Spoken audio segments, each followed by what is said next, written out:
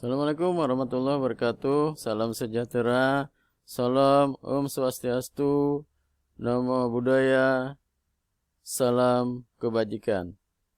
Jumpa kembali dengan channel Ebeng. Kali ini kita akan membahas tentang kabar baik. CPNS dan P3 2023 sudah digelar. Dimulai pada tanggal 20 Desember tahun 2022. Yuk siapkan jadi CPNS dan P3K. Penasaran? Simak video ini sampai tuntas. Cuma sebelum menyimak video ini, tolong like, subscribe, dan tekan tanda lonceng. Dikutip dari jakarta.radarkaur.co.id, nilai plus dari pengangkatan PNS tanpa tes ini membuka kesempatan sebanyak-banyaknya tenaga honorer untuk mendapat formasi di bidang pemerintahan. Apabila CPNS dinyatakan lulus melalui 3 tahapan, selanjutnya mengikuti seleksi pemberkasan atau verifikasi data, di mana pelamar punya peluang besar lulus menjadi PNS tanpa tes. Jadi, dirincikan secara jelas bahwa tenaga honorer yang sudah bergabung dalam suatu instansilah yang menjadi prioritas. Namun, tetap memperhatikan potensi-potensi muda lainnya. Pada sisi lain, seluruh non-ASN berharap diangkat menjadi CPNS atau P3K pada tahun 2023. Pemerintah membuka peluang bagi non-ASN untuk diangkat menjadi CPNS atau P3K tahun 2023. Bahkan Menteri PAN RB Abdullah Azhar Anas telah mengumumkan agar pemerintah pusat maupun pemerintah daerah usulkan kebutuhan ASN, meliputi kebutuhan PNS dan P3K. Pemerintah telah mengungkapkan akan melakukan proses seleksi untuk rekrutmen CPNS dan P3K. Bahkan guna memudahkan rekrutmen itu, pemerintah telah melakukan pendataan non-ASN. Serta hasil pendataan non-ASN itu menjadi database bagi pemerintah.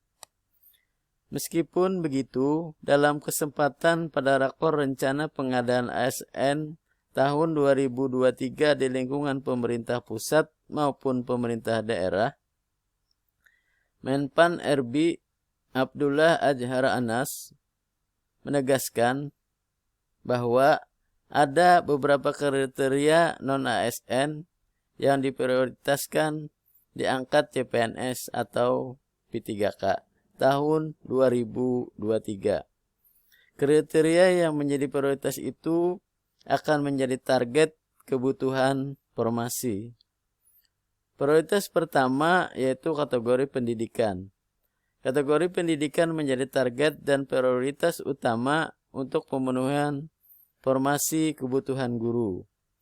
Prioritas kedua, kategori tenaga kesehatan juga menjadi target utama dalam pemenuhan kebutuhan formasi dalam pengadaan ASN tahun 2023.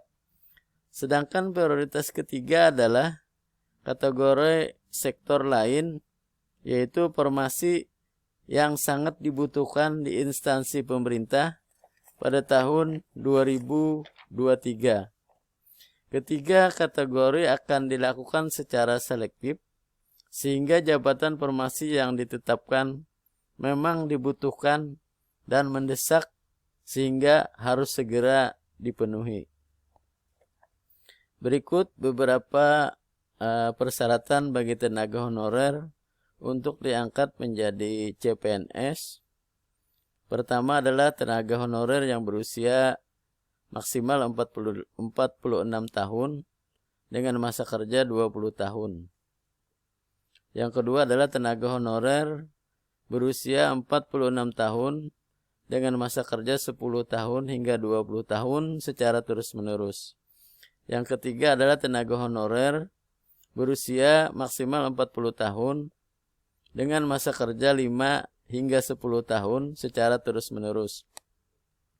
Yang keempat, tenaga honorer berusia maksimal 35 tahun dengan masa kerja hingga 1 sampai 5 tahun secara terus-menerus.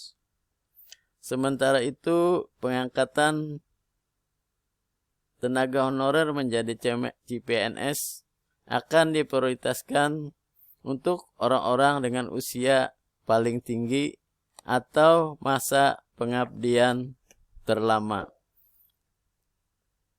Demikian yang bisa kita sampaikan. Satu harap kami semoga bermanfaat. Sampai jumpa kembali di channel Ebeng berikutnya. Jangan lupa like, subscribe, dan tekan tanda lonceng. Salah hilap, mohon maaf. Wabillahi taufik wal hidayah. Wassalamualaikum warahmatullahi wabarakatuh.